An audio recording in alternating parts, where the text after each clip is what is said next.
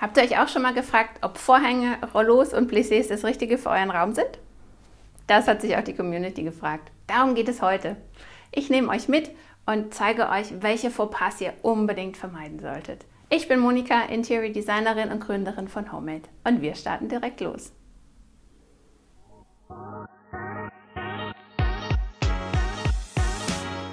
Tada! So, wir starten auch schon direkt mit dem Vorhang los. Also was ist jetzt Vorhang? Es gibt Vorhang, Gardine, Stor, Dekoschal. Was ist denn jetzt was? So. Also Vorhang ist eher so der Hausbegriff sozusagen. Der Überbegriff ist Gardine. Gardine ist sozusagen das Set aus allem. Der Stor, das ist sozusagen der Sichtschutz, wie an dieser Stelle. Und der Schal, der Dekoschal, sitzt quasi am Rand, beziehungsweise ist ein Vorhang zur Verdunklung. Das ist schon mal das Wichtigste, mal zu überlegen, was brauche ich denn eigentlich? Stors, also den Sichtschutz, die komplette Fläche, gibt es natürlich in unterschiedlichen Materialien und auch in unterschiedlichen Lichtdurchlässigkeiten. Das heißt, ich kann sehr viel Licht reinlassen mit einem sehr feinen Gewebe oder ich blockiere sozusagen das Licht und habe ein etwas dickeres Gewebe. Beim Zuziehen, beim Verdunkeln ist es quasi ähnlich wie jetzt bei diesem wunderbaren Schal. Der ist jetzt aus Samt bzw. Velour. Der schluckt schon relativ viel Licht, aber ich könnte ihn natürlich auch noch als Blackout, das heißt komplett verdunkelnd, ausführen mit einem separaten Stoff dahinter. Kommen wir auch schon zum nächsten Thema, Plissés. Schwieriges Thema für mich.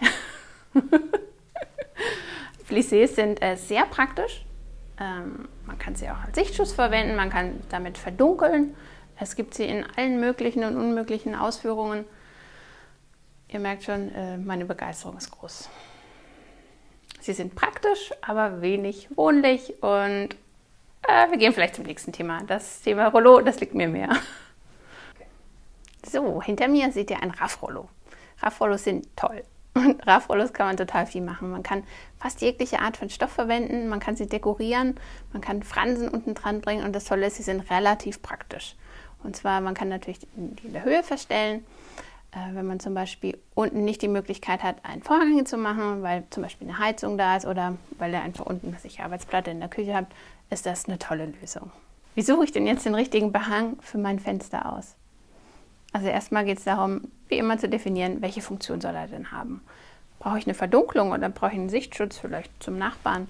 Oder geht es lediglich darum, ein bisschen was für die Akustik zu tun? Und vielleicht braucht man auch eine gewisse Flexibilität, dass man sagt, okay, ich habe vielleicht einen Blendschutz, deswegen muss ich den nur runterlassen, wenn zum Beispiel die Sonne scheint oder ich möchte es zuziehen, damit ich am Computer arbeiten kann. So, das ist mal das Erste. Wenn wir das haben, können wir eigentlich schon entscheiden, welche Designrichtung wollen wir denn gehen? Soll es sehr praktisch sein, nüchtern, clean?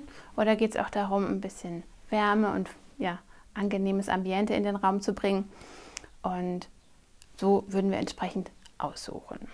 Natürlich das Allerwichtigste dann ist natürlich Material und Farbe auszusuchen. Das schauen wir uns gleich an bei uns im Studio, was für tolle Möglichkeiten es da gibt. Wie finde ich denn jetzt den richtigen Vorhang bzw. die richtige Farbe für meinen Raum? Also erstens mal ganz wichtig, welche Wandfarbe habt ihr, welche Bodenfarbe oder welche dominante Farbe habt ihr sonst noch im Raum? Die bestimmt quasi, welche Farbe an Vorhang ihr aussuchen solltet. So. Jetzt kann man natürlich sagen, der Vorhang soll das Highlight sein, beziehungsweise der Dekoschal soll Highlight sein und darf eine Farbe haben. Vielleicht ist dann der Stor, also der Sichtschutz, in dem Fall transparent oder vielleicht sehr hell. So.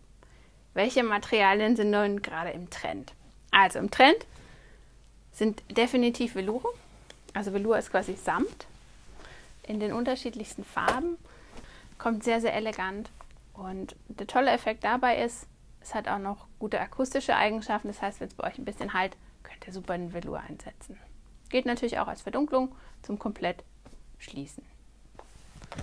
Wenn ihr es ein bisschen natürlicher möchtet, kann ich euch einen Leinenstoff empfehlen. Der hängt ganz locker, leger quasi am Fenster, ist ein bisschen verknittert und ihr werdet ihn nie ganz glatt bekommen. Zum Thema Stor. Der Stor ist so ein bisschen in Vergessenheit geraten, beziehungsweise wird häufig mal als altbacken irgendwie abgestempelt. Ich glaube, da kann man echt tolle Sachen finden, wenn man möchte.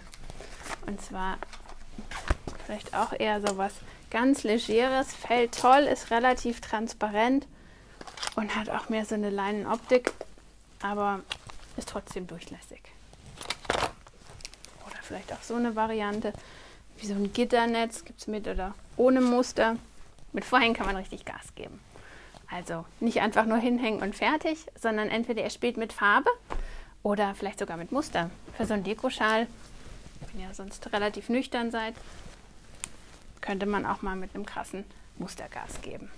Ansonsten kann man Vorhänge auch mit Besetzen pimpen. Das heißt, wie wäre es mal mit einer Franse am Vorhang oder 2 unterschiedliche Layer auf dem Vorhang selber mit unterschiedlichen Farben, oder ihr habt unten vielleicht noch ein Band abgesetzt oder vorne einen Besatz. Da sind eurer Fantasie keine Grenzen gesetzt. Wie suchen wir denn jetzt genau aus? Also für mich sind die Vorhänge bzw. Gardine und Dekoschal, wenn man es mit der Kleidung vergleicht, ein Hosenanzug mit der schönen weißen Bluse. So. Ist man echt immer gut angezogen, passt eigentlich fast für jeden Raum. Worauf man unbedingt achten sollte, also das Fauxpas, das ihr vermeiden solltet, ist, dass die Gardine zu kurz ist. Auch der Dekoschal sollte nicht zu kurz sein, sondern eigentlich gerade auf dem Boden aufstehen. Wenn ihr es ganz besonders lässig haben wollt, lasst ihr die einfach auf dem Boden auflegen. Das heißt, vielleicht sind die sogar 10 cm zu lang und stehen auf. So. Dann kommen wir zum Plissé. Ein Plissé ist wunderbar praktisch. Wenn wir es mit der Kleidung vergleichen, ist es die Trekkinghose, wo ich sogar das Bein vielleicht abmachen kann. Total praktisch auf der Gartenparty.